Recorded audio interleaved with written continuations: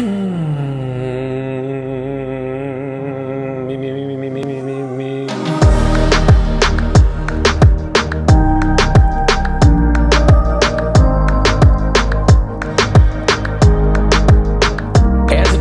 As a fitness professional, we want to make sure that the tools that we use for our clients are practical, that they're useful, and that they're multi-purposed.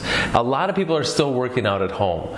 And the thing is that their toolbox is very limited. A lot of people, all they have are the dumbbells from like 1990, 1985. They've dusted off the cobwebs on the dumbbells and brought them out and are working out with them, which is a great thing.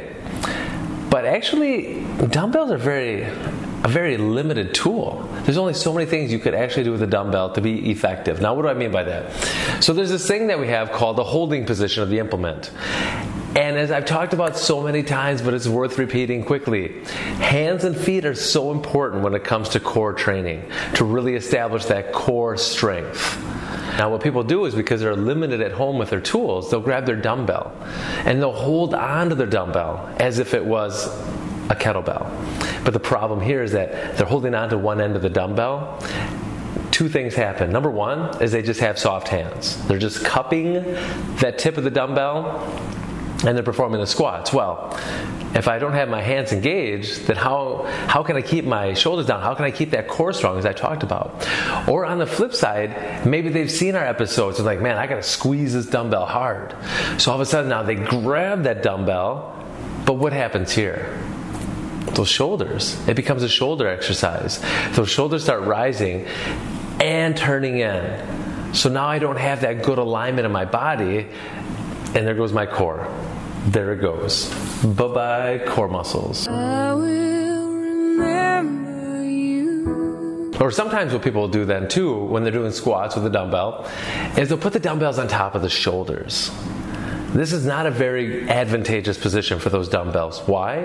Well, number one, the way I'm holding onto that dumbbell, a lot of that dumbbell is away from my body. And that's not going to be very good, especially for low back health. We've got to keep the weights close to us. And what's my limiting factor here? Load is going to be my limiting factor. So the heavier those dumbbells get, the harder it's going to be to hold those up on my shoulders. And guess what's going to happen? I'll start compensating. And that compensation starts because of rising shoulders. And what did I say when the shoulders start rising? There goes my core. I will remember you. So putting those dumbbells on the shoulders is not the best option.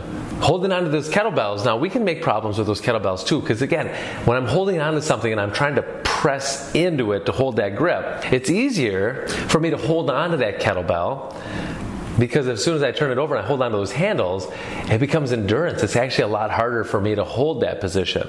So the struggle is real when I'm holding onto the kettlebell correctly. But as soon as I turn that over to have a break, well, all of a sudden now there goes my shoulders, and my squat is not nearly as effective as it is when I can actually grab onto an implement and pull it apart. And you know where I'm going to go with this. The ultimate sandbag. That right there is one of the best tools to use, period. Why?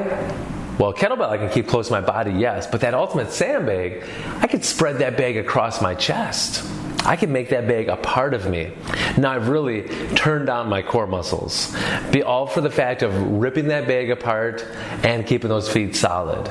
So think about that. They always tell you when you pick something up off the ground, make sure that that is close to you, because the farther you have to reach for something, the harder it's going to be. And all these kind of different ways of holding implements plays true for so many things. I've seen people on social media doing various max lunges where we're taking the weight to the one side, other side, and they're using the dumbbell. Same mentality, they're pressing that dumbbell in. They're doing dead bugs like we do. And bless their hearts, they're trying, but it's not going to be very good for them. So it's not bad, but how can we make it better?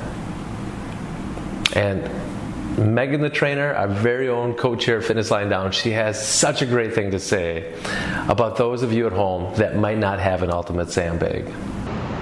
You don't have an ultimate sandbag? Well, what are you waiting for? Go get one. Get that right tool for the right job. A weight is not a weight is not a weight. So just because you have a 20-pound dumbbell doesn't necessarily mean it's going to be equivalent to a 20-pound kettlebell or a 20-pound ultimate sandbag. So I know at Fitness Lying Down, you can come physically to our gym and experience our coaching in the flesh, or you can experience our coaching effectively and efficiently from the comforts of your own home, virtually.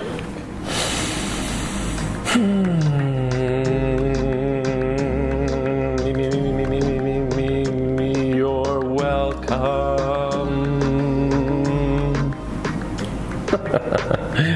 You're welcome.